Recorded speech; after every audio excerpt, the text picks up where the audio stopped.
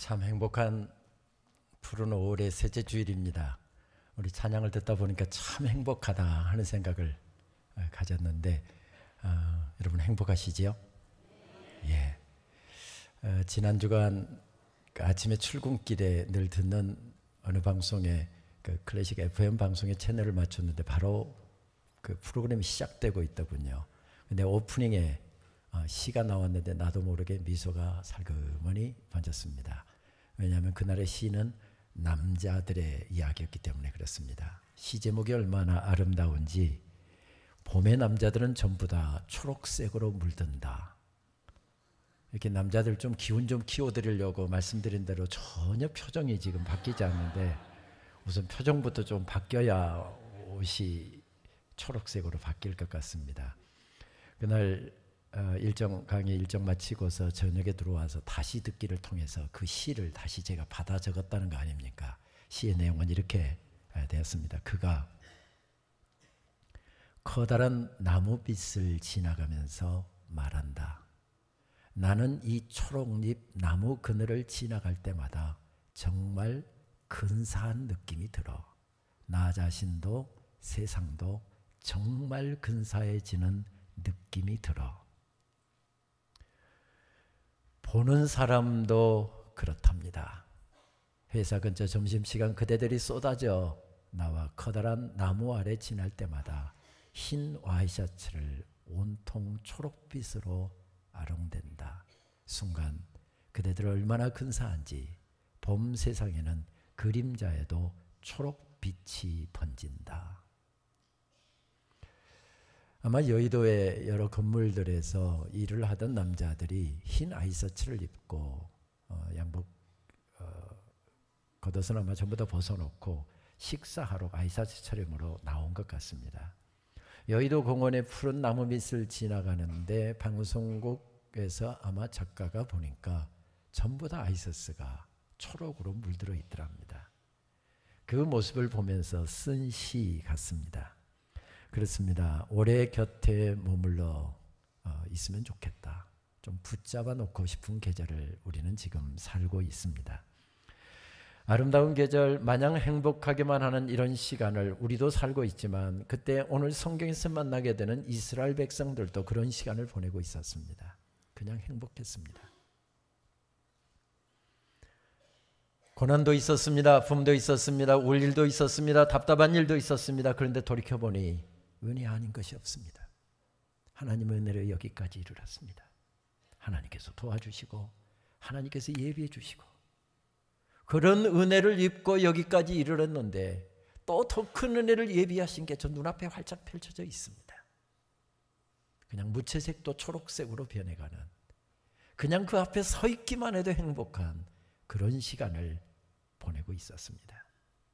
그런데 갑자기 한 사건 때문에 이 초록색이 어두움의 색깔로 바뀌고 있는 것을 오늘 말씀 속에서 발견하게 됩니다. 저는 등산을 좋아해서 주말이면 좀 가까운 산에 등산을 하고는 하는데 이번 학기 유난히 좀 일정이 많아서 등산을 거의 못했습니다. 지난 5월 첫 토요일 주말은 내가 반드시 내가 좋아하는 이 봄산에 오르리라 하는 생각을 하고서 일정들을 일부러 잡지 않았습니다. 일정 생기는 게 일부러 무슨 다른 일정이 있다고 거부했습니다. 그리고 전날 배낭을 다 챙겨놓고요.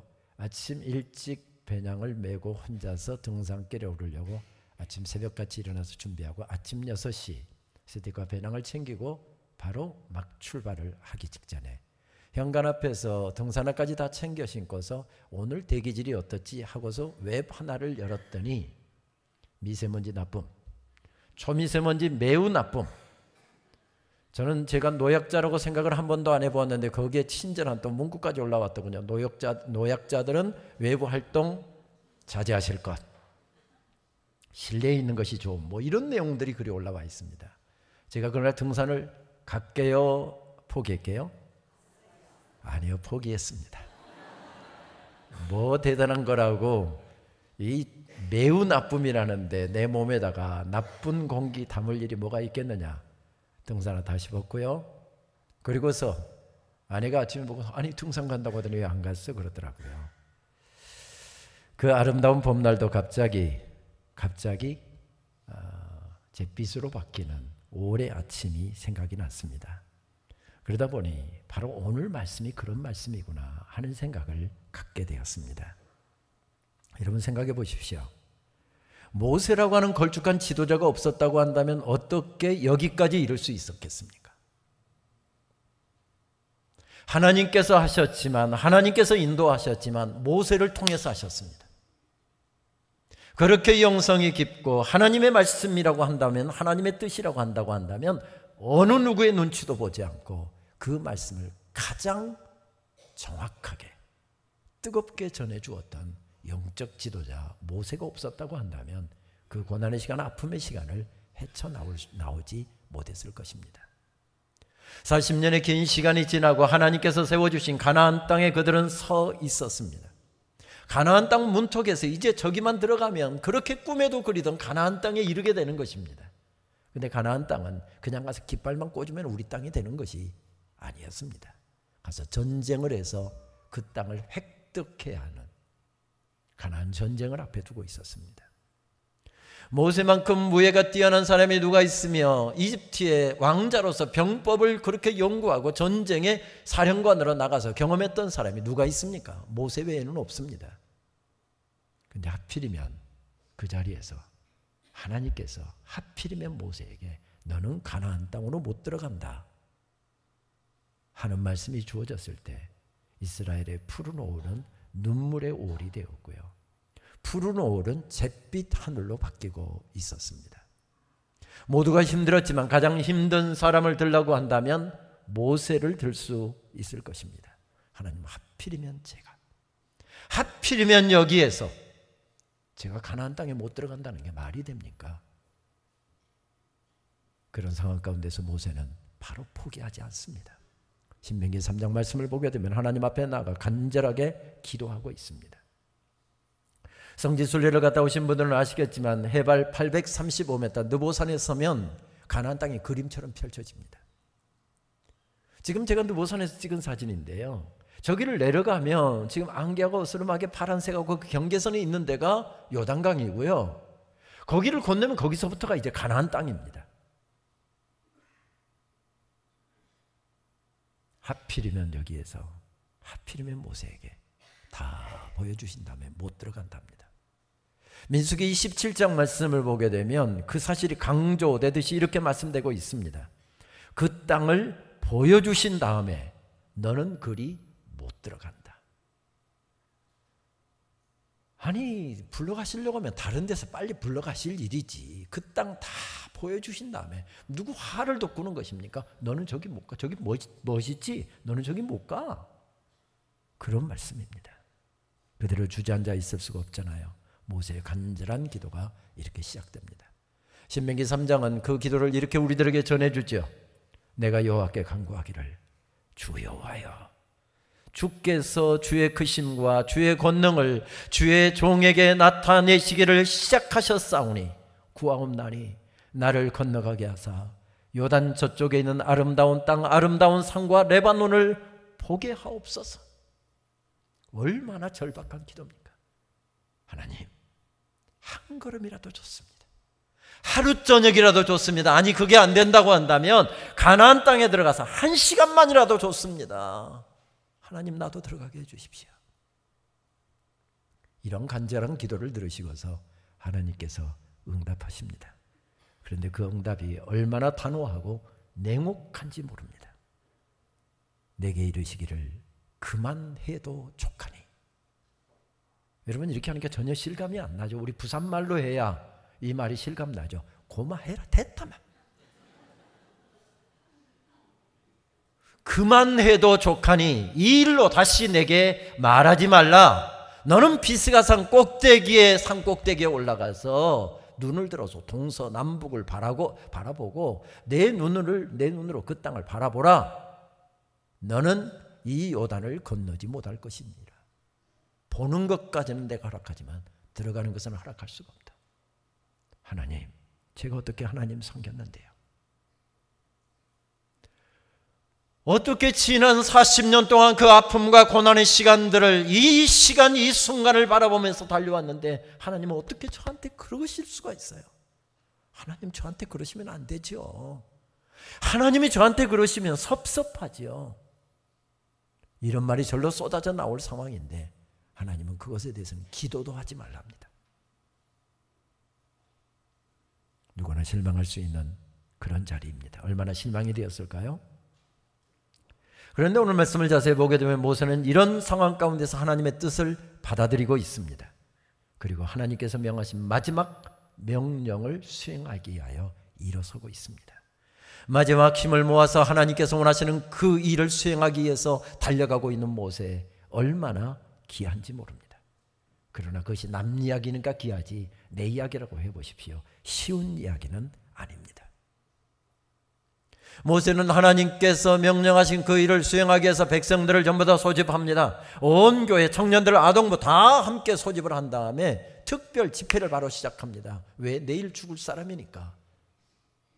오늘 오전에, 오후에, 저녁에 하루 3번의 집회를 열었던 것 같습니다. 원망할 수 있는 자리였습니다. 그런데 모세는 거기에서도 하나님의 뜻을 받아들이고 도무지 용납할 수 없고 도무지 따를 수 없는 하나님의 그 계획에 순종하고 있습니다. 그것을 강조라도 하는 듯이 신명기는 계속해서 이러한 장면을 우리들에게 전해주면서 한 단어를 반복하고 있습니다. 여호와의 종 모세가, 여호와의 종 모세가, 여호와의 종 모세가. 무슨 말씀이죠? 대장 노릇하지 않았다는 것입니다. 주인 행세하지 않았다는 것입니다. 하나님께서 세워주신 백성의 최고의 지도자였습니다. 쉬운 말로 하면 대장이었죠. 하나님께서 세워주셔서 백성의 지도자가 되었고 백성의 대장이 되었지만 대장이 내가 아니라고 하는 사실, 주인이 내가 아니라고 하는 사실, 그것을 확실하게 고백하고 살았던 사람들이었다는 것이지요. 여기서 혹시 집안이 가난해서 상급학교를 갈 수 없는 상황인데 부모는 그래서 일이나 하라는데 공장에 취직이나 하라는데 공부 더 하고 싶어서 부모 명 어기고 열심히 공부해서 장학금 받아서 고등학교 졸업했습니다. 그리고 장학금 받고 아르바이트 하면서 대학 공부했습니다. 열심히 공부해서 좋은 회사 취직하고요, 사업 시작하고요, 열심히 일해서 돈도 벌었습니다. 이만큼 이루었습니다. 이런 사람들을 가리켜서 자수성가한 사람이라고 우리는 흔히 이야기하지요. 그렇습니다. 열심히 노력해서 밤새가면서 공부하고 밤새가면서 일하고 한 푼 높은 전략하고 성실하게 인생을 달려서 이룬 성공입니다. 자수성가 맞습니다. 그런데 그분들 굉장히 위험합니다. 여기도 그런 분들이 계실 텐데 굉장히 위험합니다. 왜요? 그만큼 성실하게 살고 그만큼 성실하게 공부하고 그만큼 성실하게 인생을 살아서 성공을 거둔 사람, 그 사람들은 그렇게 고백하기가 쉽습니다. 내가. 그런데 여러분 생각해 보십시오. 우리가 정말 그리스도인이라고 한다면 조금만 한 발자국만 더 믿음의 세계로 들어가서 하나님께서 도와주시지 않았다고 한다면 내가 설 수 있었을까요? 하나님께서 인도하시지 않았다고 한다면 여기에 이를 수 있었을까요? 내가 했지만 하나님의 은혜로 됐습니다. 하나님이 인도해 주시지 않고 하나님이 도와주시지 않았다고 한다면 여기까지 이룰 수가 없었습니다. 하나님이 하셨습니다. 은혜 아닌 것이 없습니다. 하나님 은혜로 여기까지 이르렀습니다. 하나님 은혜가 아니면 나는 도무지 이 자리에 설 수도 없는 존재인데 하나님께서 세워주셨습니다. 그 고백이 더 새롭지 않겠습니까? 모세가 바로 지금 그 고백을 하고 있는 것이죠. 내가 한 것이 아니었습니다. 내가 이루었지만 내 것이 아니었습니다. 내 인생도 내 자녀도 내 재산도 내가 이룬 성공도 내가 차지한 자리도 내가 한 것이 아니었습니다. 하나님의 은혜로 되었습니다.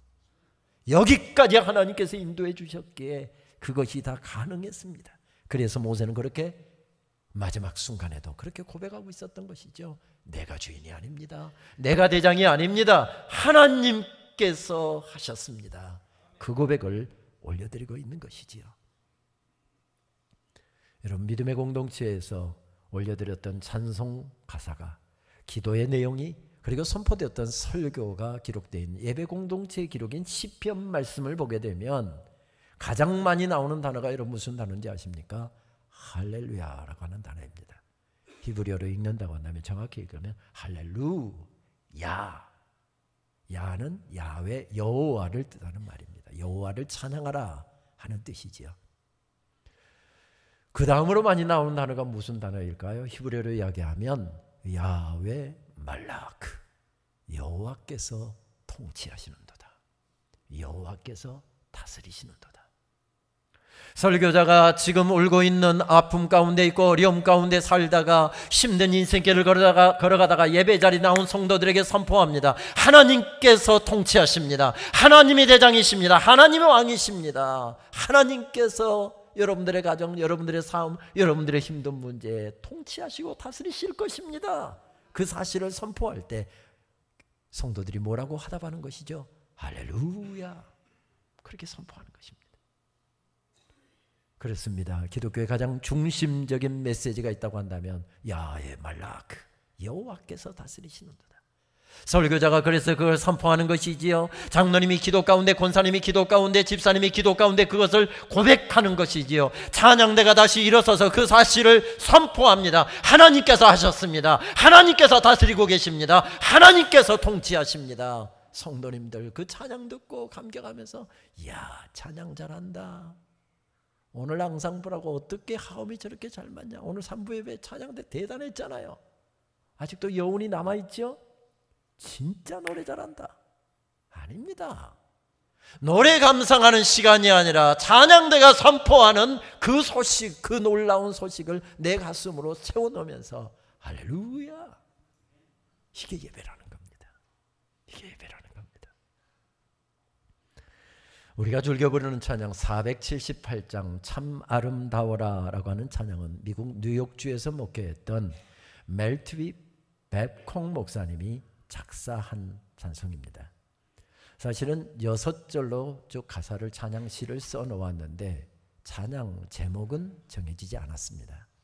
그런데 나중에 가족들하고 친구들이 이 제목을 정한 이유는 미국에 가면 얼마나 원시림들 숲이 얼마나 좋습니까? 그래서 아침마다 이 백홍 목사님이 산책을 나갈 때마다 I'm going out to see my father's world.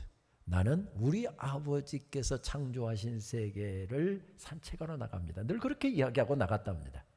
그래서 거기에 그 말을 가족들이 기억하고 있다가 노래 가사를 This is my father's world 이렇게 제목을 붙였습니다. 본래 6절로 된 것인데 85개 국어 언어로 번역이 된 찬송이고요. 그런데 6절을 다 담고 있는 찬송은 제가 조사해 보니까 거의 없고 대부분 3절이나 4절까지 이 정도까지로 번역을 했습니다. 42살의 젊은 나이로 그가 세상을 떠났을 때 가까운 친구였던 프랭클린 세파드라고 하는 사람이 당시 전래 곡조를 약간 편곡을 했고 곡을 붙였고요.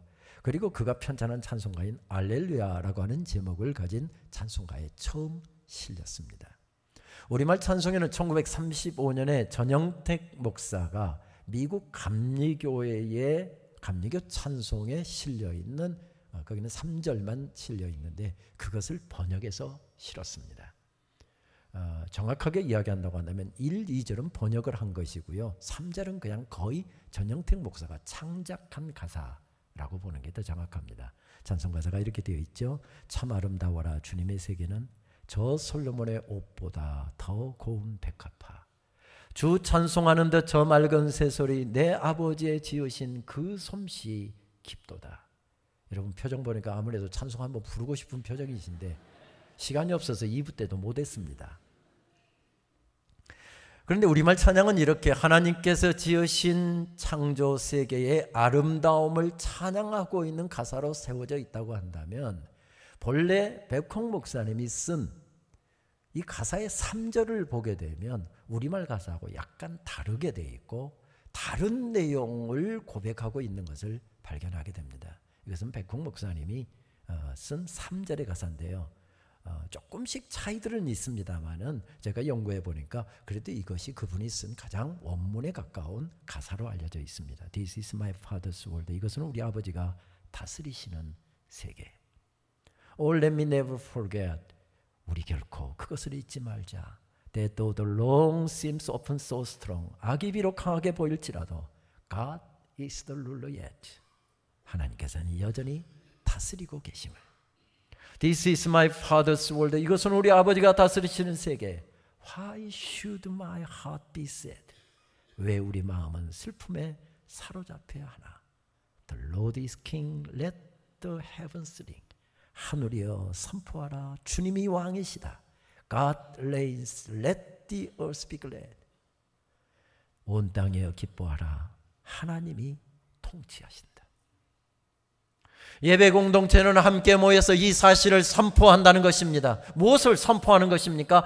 악이 비록 성하게 보일지라도, 악인들이 득세하는 것 같아도 하나님이 통치하고 계신다. 하나님이 다스리고 계신다. 내가 억울하게 보여도, 내가 이해할 수 없어도, 내가 마음에 들지 않아도 하나님께서 우리에게 가장 좋은 길로 지금 인도하고 계신다.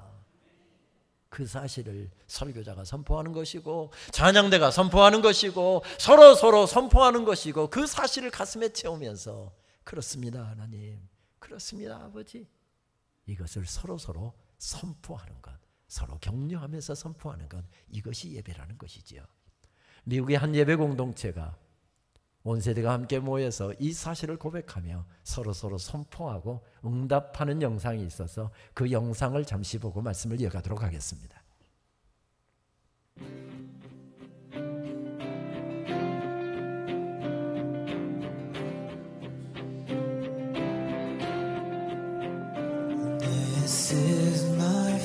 우리가 먼저 나와서 고백합니다. And to my listening ears, all nature sings, and round me rings the music of the spheres. This is my Father's world. I rest me in the thought of rocks and trees, of skies and seas, His hand no wonders wrong. This is my 아들의 선포를 듣고 아버지 세대가 일어섭니다. The birds their carols raise, the morning light, the lily white, declare their master's praise. This is my Father's world. He shines in all that's fair. In the rustling grass I hear Him pass. He speaks to me everywhere. 이 선포를 듣고 온 공동체가 일어나서 이제 고백합니다. 아까 했던 3절 가사입니다.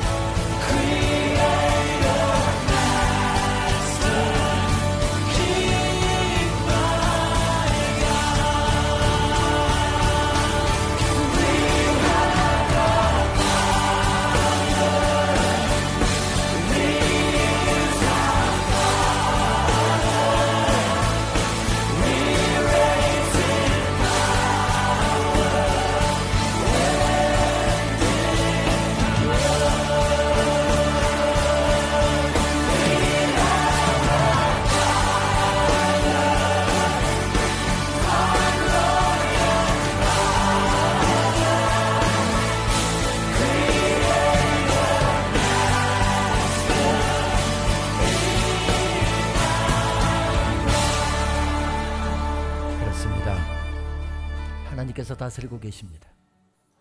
하나님께서 역사하고 계십니다. 여기까지 하나님께서 인도해 주셨습니다. 하나님의 은혜로 덮어주셨습니다. 그 사실을 깨달은 사람이, 그 사실에 감격한 사람이, 오늘 삶에 어려움이 있지만, 오늘 삶이 내 마음에 들지 않지만, 내가 원하는 대로 인생이 풀리지 않지만, 지금까지 받은 은혜, 하나님의 놀라우신 그 임재와 그분의 왕되심 앞에서 무릎 꿇으며 벌떡 일어나고 있습니다. 그것을 깨달은 세대가 벌떡 일어나서 선포하고 있습니다. 모세가 일어나서 3번의 설교를 합니다. 오늘 말씀은 그 3번의 설교 가운데서 가장 긴 설교였던 오늘 신명기 5장부터 26장까지 나타나는 2번째 설교의 첫 부분에 나오는 말씀입니다. 흔히 쉐마 명령으로 알고 있는 명령 말씀이지요. 그리고 이것은 자녀들에게 이렇게 교육을 하라고 하는 교육 명령으로 이해를 하고 있습니다. 말씀은 이렇게 시작되죠. 히브리어로 제가 말씀의 시작 부분을 읽습니다. 쇼마 이스라엘, 들으라 이스라엘아.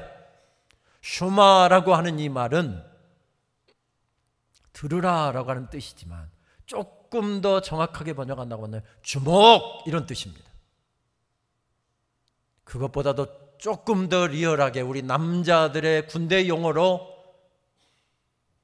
해석을 한다고 한다면 동작 그만, 이런 뜻입니다. 집중하라는 것이죠. 이 말씀 놓치면 너도 죽고 너희 자녀들도 죽는다. 이 말씀대로 살지 않으면 교회도 무너지고 민족도 무너지고 가정도 무너진다. 바로 그 말씀이죠.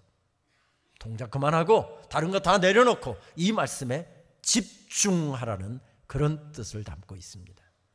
오늘 본문이 제시하는 긴 말씀의 내용을 4가지로 요약하면 이런 말씀입니다.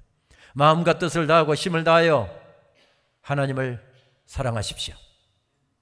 이 말씀을 여러분들의 마음에 새기고 여러분들의 자녀에게도 그것을 가르치십시오. 3번째, 축복의 땅에 들어가서 잘 먹고 잘 살게 될 때에 하나님을 잊어버리지 않도록 하십시오. 4번째, 하나님을 깊이 경외하고 그분만을 섬기고 그분만을 예배하십시오. 말씀을 조금 더 깊이 들어가 볼까요? 말씀은 이렇게 이어지죠. 이스라엘아 들으라. 주는 우리의 하나님이시여 주는 오직 한 분이시다. 너희는 마음을 다하고 뜻을 다하고 힘을 다하여 주 너희의 하나님을 사랑하여라. 여기는 2가지 선언이 있죠. 하나님이 우리의 대장이시랍니다. 하나님께서 다스리시고 통치하시는 하나님이 주인이시랍니다. 하나님이 왕이시랍니다. 하나님이 대장이시랍니다. 여기에서부터 모든 것이 시작됩니다. 누가 주인인지를 잊어버릴 때 그리스도인도 무너지게 되어 있습니다. 누가 대장인지를 잊어버릴 때 목사도 무너져 내리게 되어 있습니다. 이것을 잊어버리면 교회도 변질되게 되어 있지요. 이것이 제일 중요하다는 것입니다. 하나님이 너희를 구원하셨고 하나님이 너희를 인도하셨고 너희를 먹이시고 입히시고 여기까지 인도하신 분이 바로 하나님이시다. 그 사실을 먼저 선포하면서 그 하나님을 섬길 때 마음 전부, 뜻 전부, 너희들의 생각 전부를 다 합하여서 왕이신 하나님을 그렇게 섬겨야 한다. 이렇게 말씀이 선포됩니다. 2번째 권면은 이렇게 이어집니다. 셔마 명령으로 우리가 흔히 이해하고 있는 것이지요. 이것이 먼저가 아닙니다.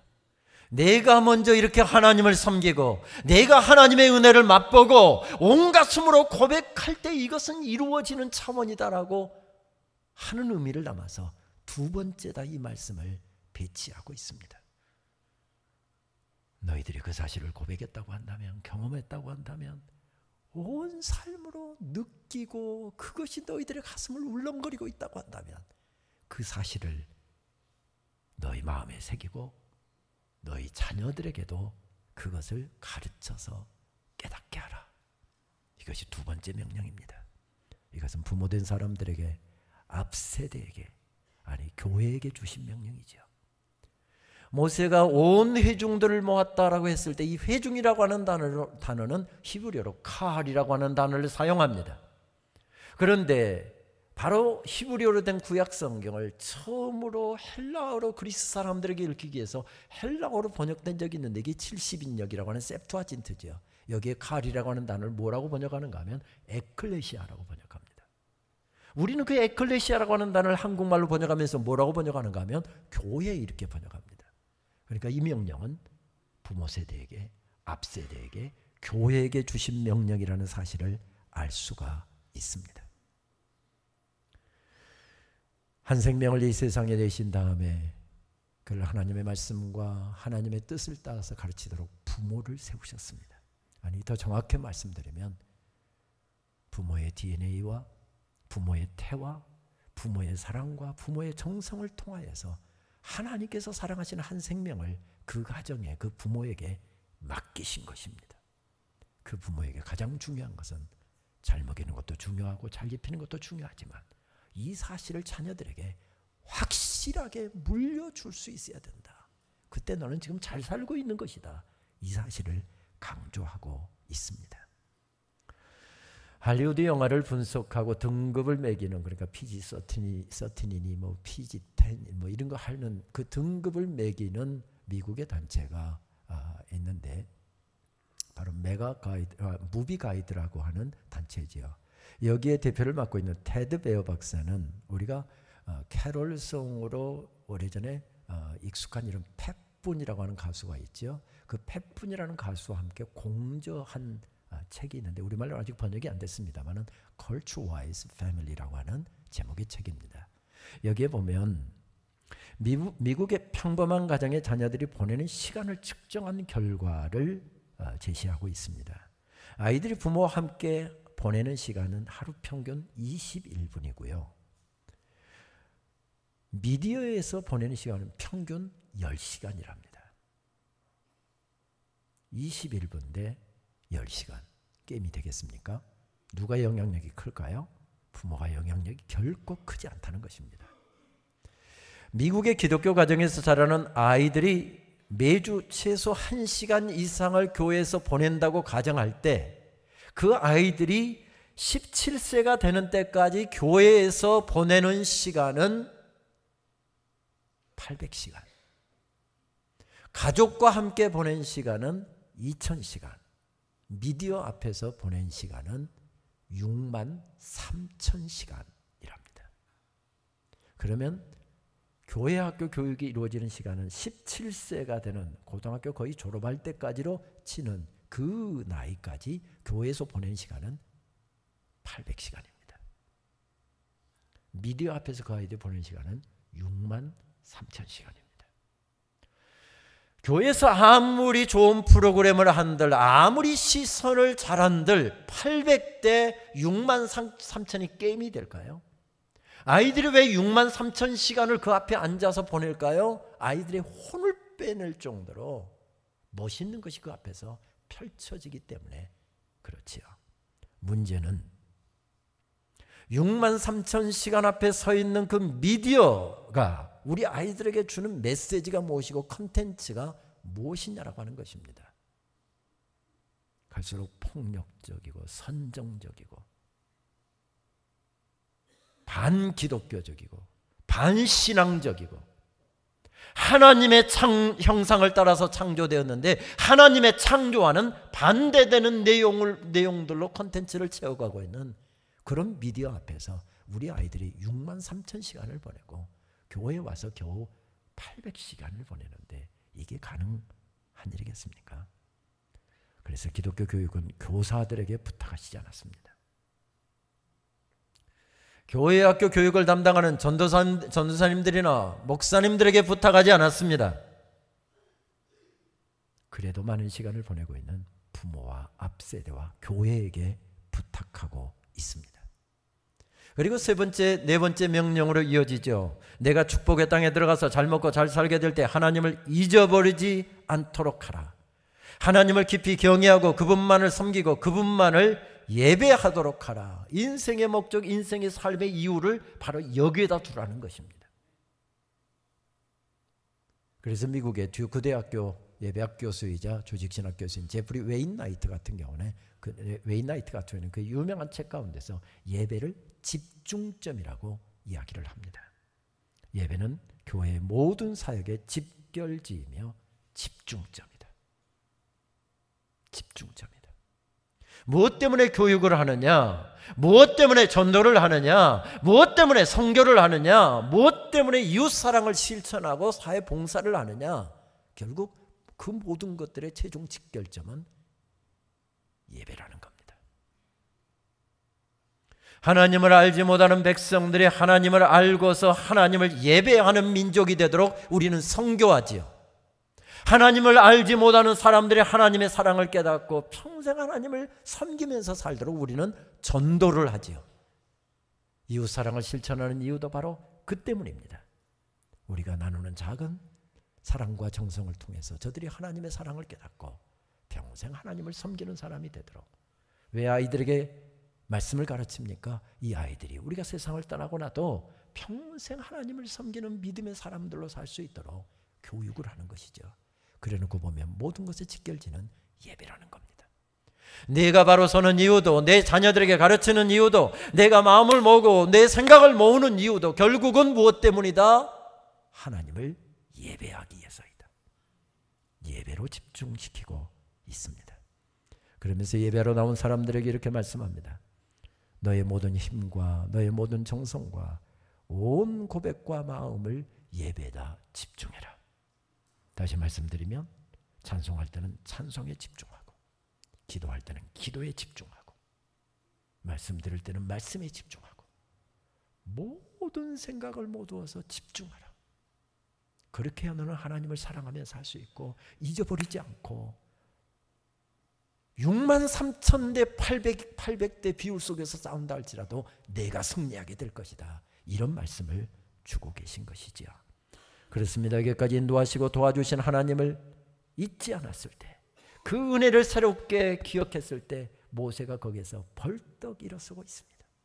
그러면서 부모된 사람들에게, 온 교회에게 그렇게 말씀을 전하고 있습니다. 당신들이 바로 서면 이 일들이 가능해질 것입니다. 이렇게 설교를 하려고 준비하다 보니까 아니었습니다. 내가 먼저 바로 서야 교회를 바로 세울 수 있겠구나.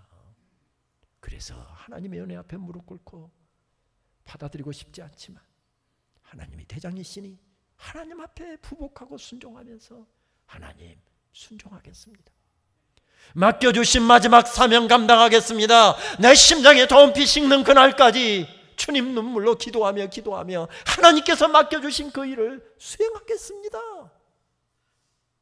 모세가 자기 자신을 하나님 앞에 바로 세우고 있는 것을 발견하게 됩니다.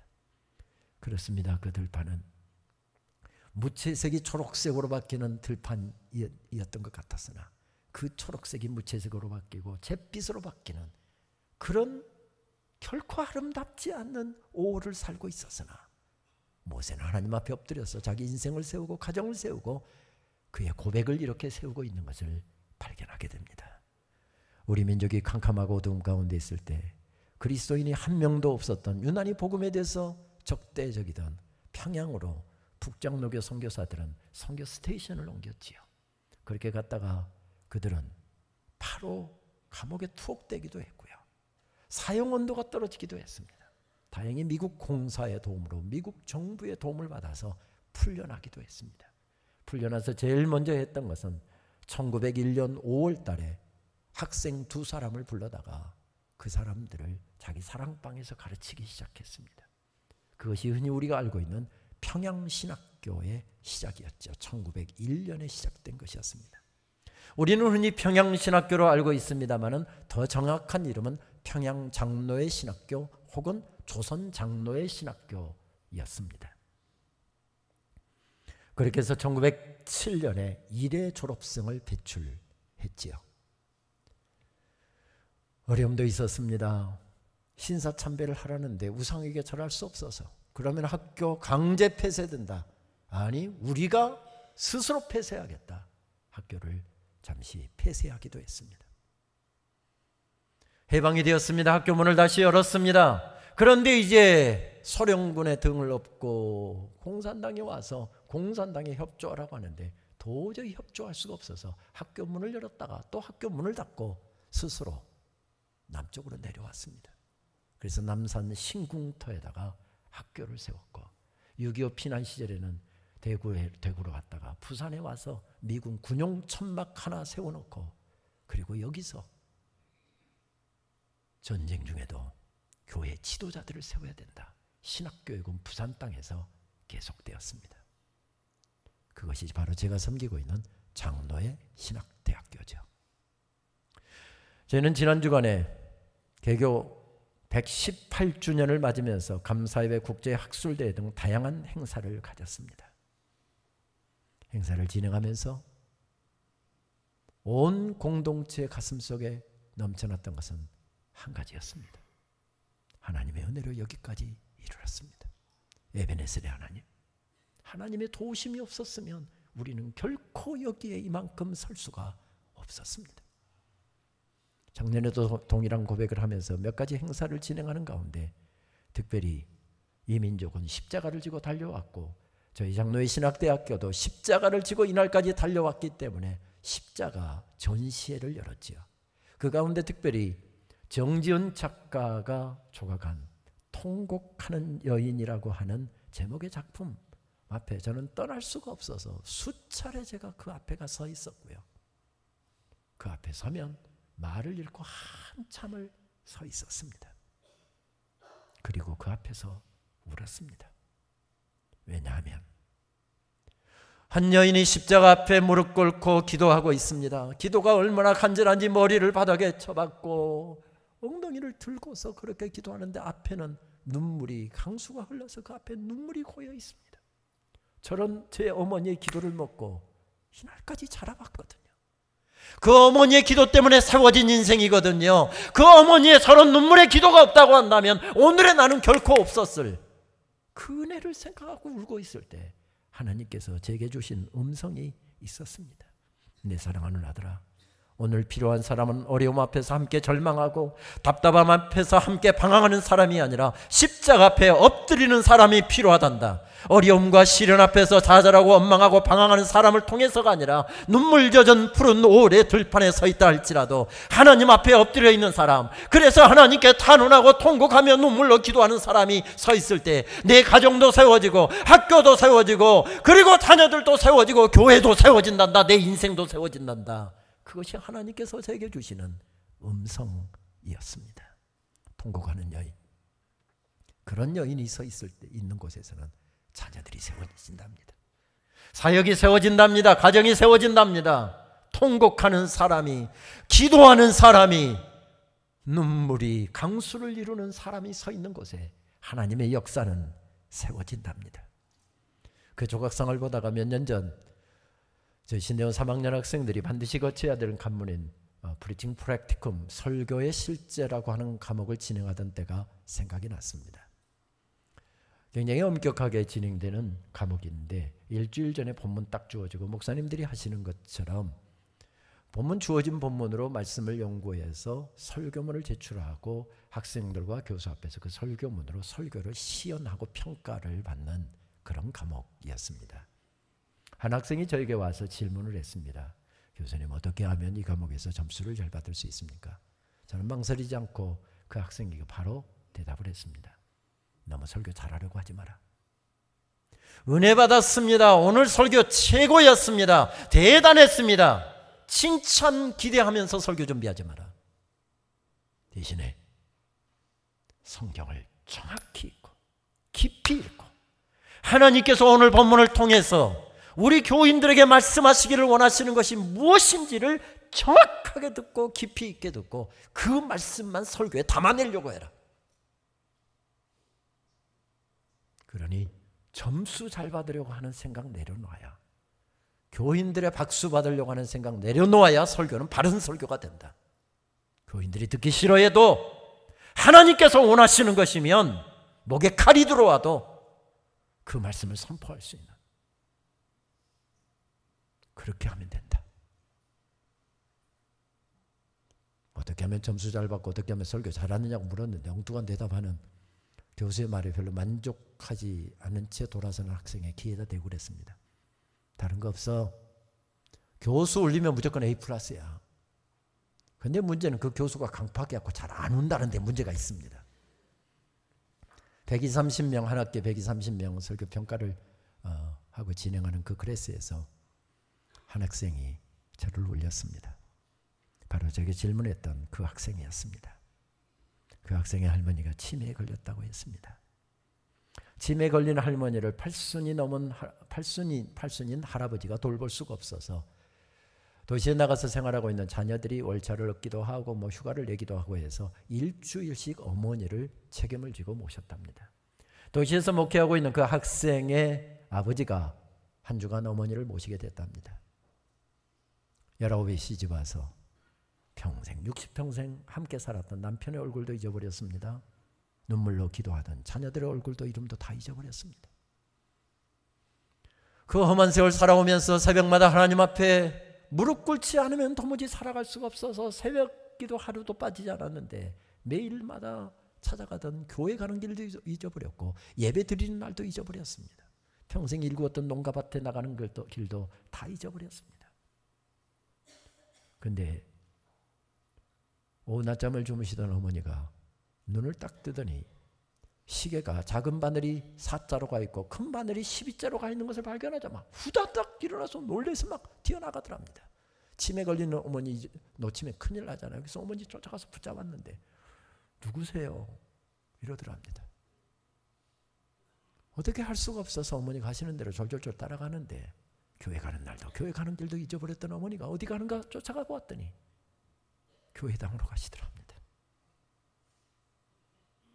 뒤에 놓여있는 방석 하나 들고 의자에도 앉지 않고 강대상 앞으로 가서 방석 놓고 강대상 앞에 무릎 꿇더니 교회에 의해서 기도하고 목사님 위해서 기도하고 교회 사역들 위해서 기도하고 그러다가 동네 복음화 위해서 기도하고 가슴에 품고 기도하는 전도 대상자 위해서 기도하고 아픈 교인들 위해서 기도하고 그렇게 기도하더니 구남매 이름을 다 불러가면서 기도하고 며느리들 사이 이름 불러가면서 기도하고 손자 손녀 이름 불러가면서 기도하다가는 통곡을 하시더랍니다. 뒤에서 1시간여 기도하시는 어머니의 기도를 듣고 있던 아들 함께 눈물을 훔치면서 기도하고 일어나 어머니 손잡고 어머니 가십시다. 감격한 아들에게 어머니가 했던 말은 누구세요? 그러더랍니다. 다 잊어버렸어도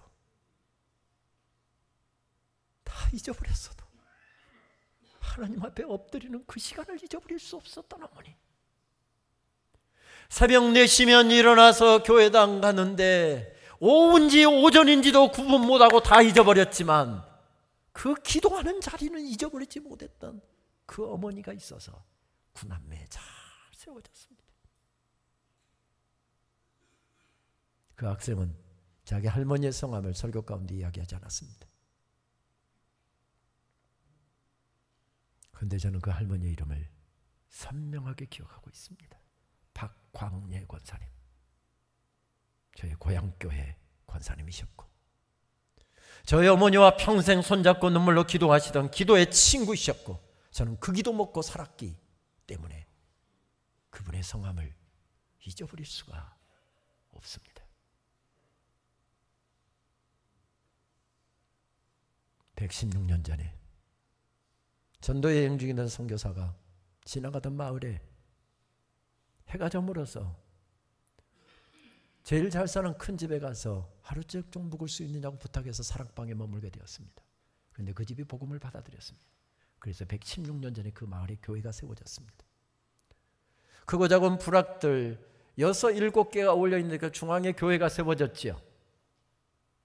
그런데 저희 고향 마을은 바닷가에 위치하고 있어서 다른 동네는 거의 90% 이상 많이 되는 데는 거의 95% 이상 복음화가 됐는데 아무래도 바닷가에 위치하다 보니까 우상이 성하고 푸닥거리 많이 하고 미신이 성해서 교회 다니는 사람들이 거의 없습니다. 어린아이들 몇 명, 여인네들 몇 명, 남자들은 거의 없습니다. 그래서 새벽마다 어머니 따라서 종종 새벽기도 따라가다 보면 눈물로 마을을 위해서 마을의 복음화를 위해서 기도하시는 어머니의 기도소리 그 권사님의 기도소리를 저는 지금도 기억하고 있는데 그 기도가 하나님 우리 마을에도 장로님 좀 나오게 해주십시오. 근데 장로님 안 나왔습니다. 하나님은 장로님 대신에 그 마을에서 처음으로 정말 몇십 년 만에 처음으로 신학생이 나오게 하셨습니다. 장신대 학장을 지내신 맹룡길 박사가 22년 전에 장신대 진학을 했었지만은 20여 년이 훨씬 지난 다음에 한 젊은이가 장신대에 입학을 했습니다. 그리고 장신대 가서 첫 학기 공부하고 왔을 때 그 박광래 권사님은 그 젊은이를 부둥켜 안고 벌쩍 뛰면서 우리 목사님 통실통실 춤을 추셨습니다. 신학교 가서 한 학기 공부했는데 뭘 목사입니까? 그런데 그분들에게는 하나님 앞에 간절하게 기도했는데 신학생을 주셨다라고 하는 것 때문에 감격한 것이죠. 그 신학생은 신학 공부를 마치고 목사가 되었고요. 지금 부산 산성교회에서 설교하고 있습니다. 그렇습니다. 눈물의 세대, 엎드려 눈물이 강수를 이루는 세대가 서 있는 곳에서 자녀들도 세워지고 가정도 세워지게 될 줄 믿습니다. 그래서 하나님께서는 말씀하십니다. 네가 바로 서면, 부모 세대에게 말씀하십니다. 앞 세대에게 말씀하십니다. 네가 바로 서면 가능한 일이다. 그 말씀 주신 말씀을 받고 전하던 모세가 깨닫습니다. 당신들이 똑바로 서면 이렇게 될 것입니다. 말씀 준비하다 보니까 아니었습니다. 내가 바로 서야 이 일이 가능해진다. 그래서 그 눈물 젖은 푸른 오래 들판에서 나 자신을 하나님 앞에 바로 세우려고 몸부림치고 있습니다. 우리 산성교회는 복음을 위하여, 선교를 위하여, 생명을 위하여 우리 교단의 어느 교회보다도 지금까지 아름답게 달려오셨습니다. 주님 오시는 그날까지 이 생명사역, 한 영혼에 집중하고 그 일을 위해서 모든 것을 쏟아붓는 이 사역, 우리 심장에 도움비 식는 그날까지 힘차게 감당하십시다. 주님께서 말씀하십니다. 내가 바로 서면 가능한 일이다. 기도하시겠습니다.